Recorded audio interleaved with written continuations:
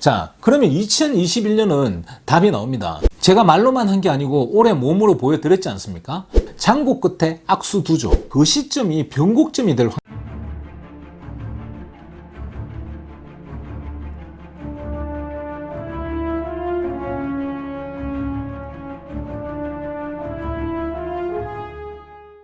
안녕하세요. 제이정입니다. 코로나가 한창인 시점에 다들 올 2020년 10월 달부터 포크로즈가 몰려 나올 거라고 난리칠 때 아무리 급격하게 마켓이 나빠져서 최악의 상황이라고 하더라도 쇼셀 포크로즈 아리오가 10월, 12월, 그러니까 올 10월, 12월에 왕창 몰려 나올 확률은 0%입니다. 웃기지 마라. 죽었다 깨어나도 10월 달에 포크로즈가 나오는 것은 불가능하다. 이런 영상을 올렸다가 욕을 아주 바가지로 얻어먹었습니다. 기본적인 법만 알아도 아는 것을 알려줘도 아니라고 화를 내시니 할 말이 없더라고요. 달러를 무한대로 찍어내겠다고 했을 때 눈치 빠른 사람들은 가지고 있던 달러로 주식을 사놓든지 집을 사든지 하고 있는 겁니다. 눈치 빠른 사람들은 지금부터 부동산을 사고 주식을 사 모을 거라고 했다가 선동질 한다고 또 욕을 바가지로 얻어먹었습니다. 그때 그분들 제 채널을 좀 봐주셔야 되는데 그래야 그분들한테 도움이 되는데요. 참 아쉽습니다. 마켓을 너무 부정적으로 보시는 분들 제 채널을 구독하고 좀 봐주십시오. 분명히 도움이 되실 것입니다. 반대로 마켓을 너무 긍정적으로 보시는 분들도 제 채널을 구독하고 좀 봐주십시오. 분명히 도움 될 것입니다. 뭐 이분 저분 다 봐달라 뭐 이런 이야기죠. 구독, 좋아요, 알람 설정 해주십시오. 그리고 친구분들하고도 공유 좀 해주시고요. 2020년 굉장히 특이한 한 해였습니다. 물론 부동산 마켓도 상당히 특이했습니다. 2021년은 좀 복잡해질 것이라 생각합니다. 이 부분을 수요와 공급의 두 가지로만 설명을 드리겠습니다. 누차 말씀드리지만 실물 거래에서 가격을 결정하는 데는 사실은 supply, demand 이것밖에 없습니다. 첫째로 2020년 5월 이후에 집값이 떨어질 수 없었던 이유는 매물이 부족해서 그렇습니다. 수요는 조금 줄었고요. 공급은 많이 줄었죠. 수요가 많아져서 그렇다고 하시는 분들 계시는데요. 수요가 많아진 것은 아닙니다. 단지 공급이 준 것에 비해서 수요가 터무니없이 적게 줄었죠. 2010년 수요에 대해서 먼저 말씀드리면요. 이건 정책의 힘이 컸습니다. 우선에는 정부가 이자율을 대폭 줄였죠. 돈을 풀어서 고민하는 사람들을 움직이게 만들었고 기업이 움직이게 만들었습니다. 실제로 부동산 마켓에 투자자들은 많이 줄었습니다. 그래서 수요가 약간 줄어든 것입니다. 제가 전에 영상에서도 말씀드렸지만 사람들이 잘못 알고 있는 것이 주택부동산 시장의 가격은 투자자들이 돈이 많으니까 투자자들에 의해서 가격이 움직인다고 생각하시는데 사실상 투자자에 의해서 부동산 가격이 움직이지 않습니다.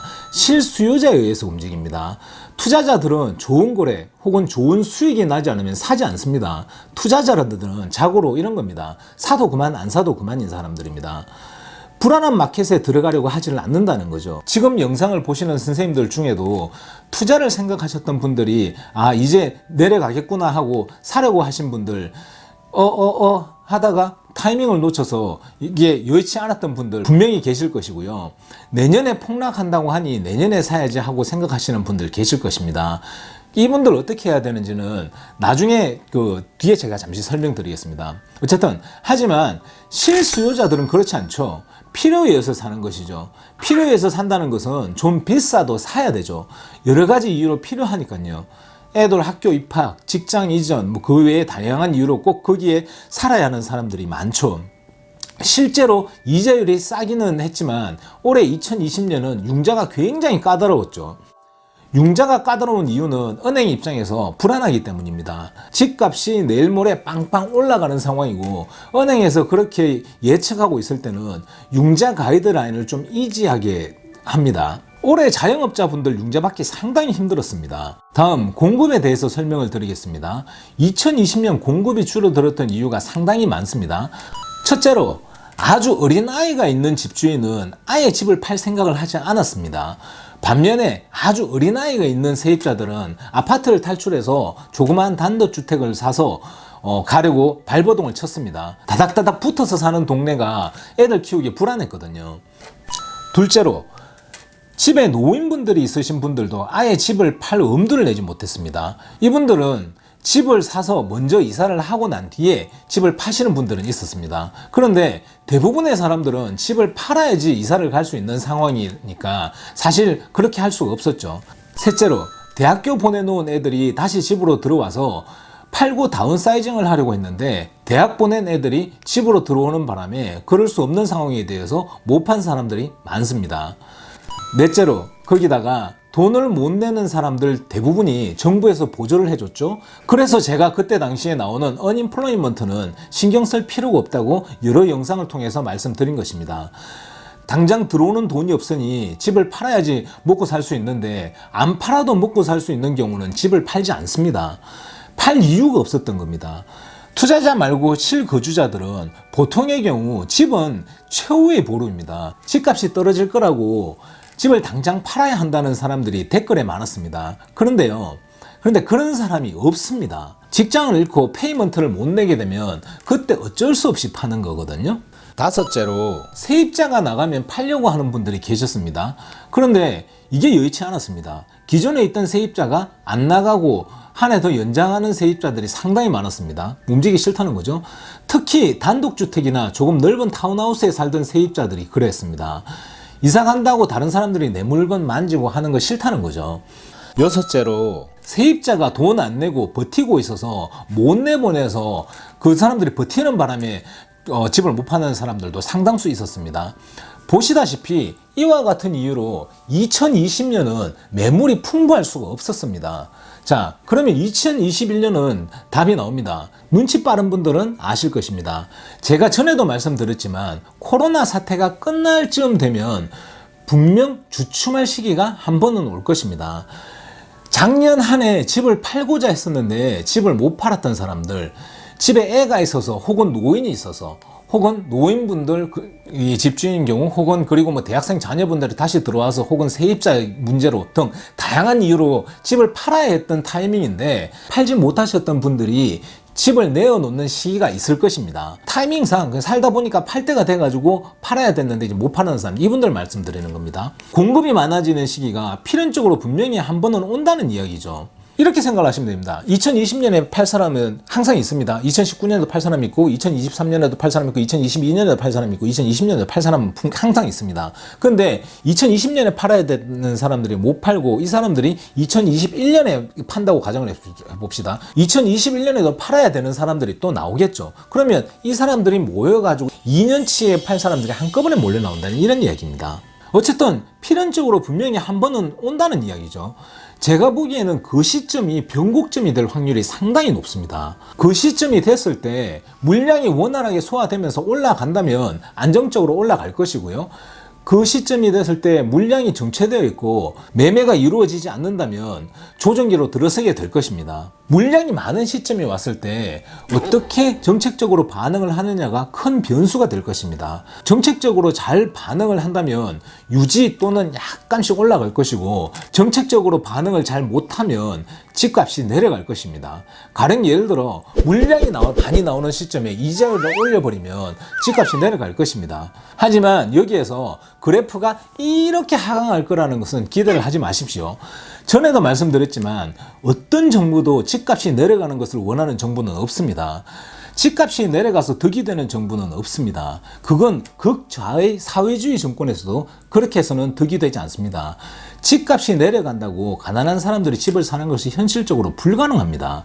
집값이 폭락할 정도의 사태가 되면 가난한 사람들은 부자들에 비해서 100배는 더 힘들어집니다. 설사 집값이 지금의 10%로 내려가고 동시에 가난한 사람들의 월급이 90% 이상 올라가서 모두가 집을 생기고 등 뜨시고 배부르게 되는 게 가능하다 손치더라도, 그게 불가능하지만 그게 가능하다 손치더라도 그렇게 되면 사회주의 정권의 표가 날아가고 세수는 줄어들게 됩니다. 물론 현실성은 없습니다. 여하튼 단기적으로 봤을 때 조정기는 분명히 오기는 올 것입니다. 백신이 나온다고 하니까 2020년에 팔아야 했는데 못 팔았던 사람들이 팔려고 내어놓을 것입니다. 그게 2021년일 확률이 대단히 높죠. 저도 그 시점을 보고 준비 중입니다. 제가 이렇게 이야기를 하니 그때 사면 싸게 살 수 있느냐고 묻는 분들이 많으시던데요. 아마도 그렇지 않을 것입니다. 그러면 도대체 무슨 장점이 있느냐? 원하는 매물을 살 수 있겠죠. 매물이 없는 것은 이런 것입니다. 쇠고기 먹고 싶어서 스테이크 사러 마켓에 갔는데 닭고기밖에 없는 것입니다. 그러면 일단은 뭐 먹기는 해야 되니까 아쉬운 대로 쇠고기 대신 닭고기를 사 먹는 것입니다. 매물이 많다는 이런 겁니다. 마켓에 갔는데 쇠고기, 돼지고기, 닭고기가 나란히 있는 것입니다. 내가 쇠고기 먹고 싶으면 쇠고기 사고, 돼지고기 먹고 싶으면 돼지고기 사고, 그리고 닭고기 먹고 싶으면 닭고기 사 먹을 수 있는 것입니다. 뭐 가격은 그전이나 지금이나 별반 큰 차이가 없는 거고요. 지금 부동산 마켓에는 닭고기밖에 없는 상황이고 쇠고기를 사려고 하면 누군가가 웃돈을 주고 휙 가져가는 그런 상황이죠. 저는 쇠고기 값이 좀 더 비싸지더라도 좀 더 주고 편안하게 제가 먹고 싶은 부위를 사 먹고 싶은 것입니다. 경험이 많이 없으신 투자자분들 이번에 하다가 이렇게 가격이 막 올라가는 바람에 놓치신 분들 많으실 것입니다. 이건 주식이나 부동산이나 마찬가지죠. 주식이든 부동산이든 자꾸 시기 타령하고 그래프 타령하면 안 됩니다. 가장 낮은 시점을 찾는 사람 치고 가장 낮은 저점을 잡는 사람은 아직까지 저는 한 명도 못 봤습니다. 이번에 소액 투자하려고 하셨다가 시기를 놓쳤다고 생각하시고 내년에 뭐 여기저기서 폭락한다고 하니까 내년 폭락장 기다리시는 분들 기본적으로 생각을 좀 바꾸셔야 됩니다. 저점을 잡으려고 하지 마시고요. 좋은 거래가 있으면 잡는다는 자세로 투자에 임하셔야 합니다. 저점을 잡으시려고 하시는 분들은 2021년에 설사 폭락이 오더라도 못 잡을 것입니다. 왜 그러냐면요. 더 떨어질 것 같거든요. 그분들 입장에서는. 설사 올해 부동산 가격이 떨어졌다 손치더라도 아마 아직도 못 사셨을 것입니다. 왜? 더 떨어질 것 같거든요. 시기를 맹신하는 투자자들은 원래 그렇습니다. 장고 끝에 악수두조. 투자는 개인의 형편에 맞게 상황이 되고 조건이 되고 좋은 거래라고 생각을 하면 약간 미친 척하고 돌격 앞으로 해야 됩니다. 제가 말로만 한 게 아니고 올해 몸으로 보여드렸지 않습니까? 제일 뒤에 영상 넣어두겠습니다. 제가 많은 영상을 올리지는 않았지만 개인적으로 제 생각에요. 투자자분들한테 이 영상이 가장 도움되는 영상이라고 생각을 합니다.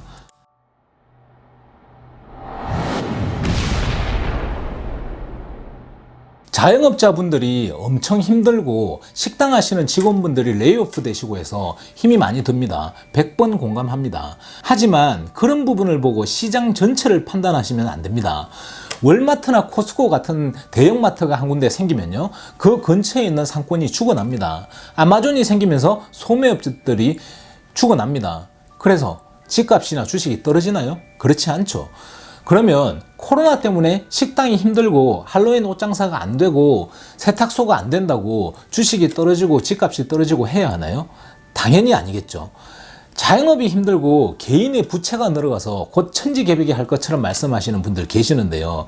그런 것 가지고 망가지지는 않습니다. 원래 자영업은 힘든 거고 개인은 비찬치 하면서 사는 거다. 뭐 이렇게 생각을 해야 됩니다. 참 안타깝지만요. 하지만 큰 기업 하나가 망가지면 그 여파가 있습니다. 굉장히 큰 여파가 있습니다. 그런데 그 역시도 그 지역의 부동산 가격에 영향을 많이 줍니다. 몇 번을 제가 강조해서 말씀드린 것이 그 지역의 리더 역할을 하는 회사, 특히 그 지역에 하청이 많은 회사들의 실업률을 보면 그 지역의 부동산 동향이 나옵니다. 지역을 바치는 큰 기업이 넘어가면 그 지역의 경제와 부동산이 넘어가게 되어 있습니다. 그래서 좀 덜 발달된 지역의 정치인들은 기업을 유치하기 위해서 난리죠. 알리바마가 현대와 기아를 유치하기 위해서 난리를 쳐서 끝내는 만들었죠. 그 지역이 확 살아났죠. 그런데 만약에 현대가 부도가 나면 알리바마의 집값이 난리가 나겠죠. 당연하겠죠. 그런 겁니다. 미국이 엄청 큽니다. 2008년 부실 대출로 인해서 금융위기가 왔을 때 떨어지지 않은 지역과 많이 떨어진 지역의 가격 차이는 어마무지하게 차이가 났습니다. 저는 2000년경 학생 비자, 그러니까 F1 비자일 때 렌트비 낸 거하고 뱅크 스테이트만 주고 직장도 없는 외국인 학생 신분으로 대출을 받아서 집을 샀습니다. 완전 부실 대출이었던 거죠. 그 지역 저만 그랬겠습니까? 그 지역에 부실대출이 엄청나게 많았을 것입니다. 근데 제가 학교 다닐 때 샀던 지역은 떨어지지도 않고 올라가지도 않았습니다. 실업률 변동이 별로 없었거든요. 그러니까 사람을 되게 많이 하혈하지도 않고 많이 잘라내지도 않고 그냥 그대로 있는 그대로 유지가 됐던 겁니다. 꼭 명심하십시오. 그 지역에 리더격인 회사, 하청이 많은 회사들의 사람들이 줄줄줄 잘려서 나오는지를 봐야 합니다. 근본적으로 사실 이것도 실업률과 연관된 것입니다. 누차 말씀드리지만 집값 내려갔다고 성질 난다고 모기지 페이먼트를 안 내는 사람은 없습니다. 회사에서 잘려서 돈이 없어서 돈을 못 내는 것이죠. 돈을 안 내면 디폴트가 되는 거고요. 그리고 한 가지 더. 그 지역에 이번에 리파이낸스 한 집이 많다면, 그러니까 재용자를 한 집이 많다면 그 지역의 집값은 떨어지기가 힘듭니다. 에퀴리가 풍부하고 이자율이 2.5%에 이렇게 잡아놓았다면 그 사람들은 자동으로 팔 이유가 없는 사람이 됩니다. 사실 집값이 내려가고 올라가는 것보다 저는요, 요 세 가지를 걱정하시고 대비하시라고 말씀드리고 싶습니다. 첫째, 건강. 돈도 좋고 집도 좋고 주식도 좋습니다만 요즘 아픈 것은 민폐죠. 남한테 민폐 끼치고 살면 안 된다고 생각합니다. 그래서 요즘이야말로 손 깨끗이 씻고 자기 관리 잘 해야 된다고 생각합니다.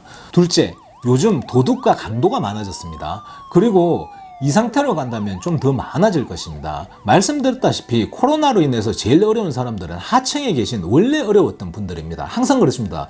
어려운 일이 생기면 하청에 있는 분들이 제일 힘드십니다.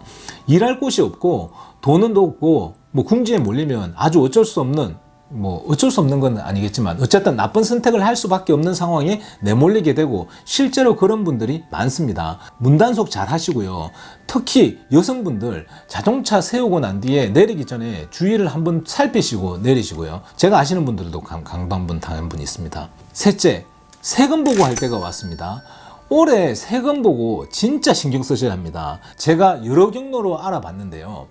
코로나가 잠잠해짐과 동시에 올해 세무조사가 많이 나올 거라고 합니다. 그런데 이거 당연한 겁니다. 시장에 돈이 많이 풀려 있으니 당연히 시중에 풀려 있는 돈을 걷어들이려고 할 것입니다. 정부 입장에서는 제일 쉬운 게 두 가지죠. 세무조사를 해서 세금을 걷어들이든지 아니면 채권을 팔아가지고 돈을 걷어들이든지 하는 것입니다.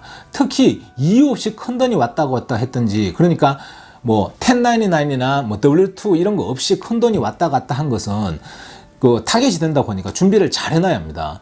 도움이 되셨으면 좋겠습니다. 마무리를 이렇게 하면 너무 뜬금이 없는 것 같습니다.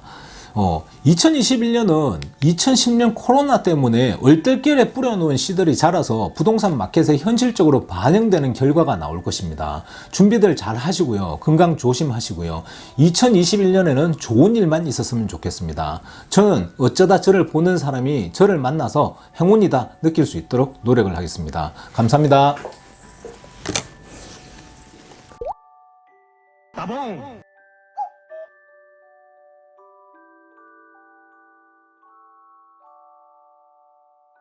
따봉!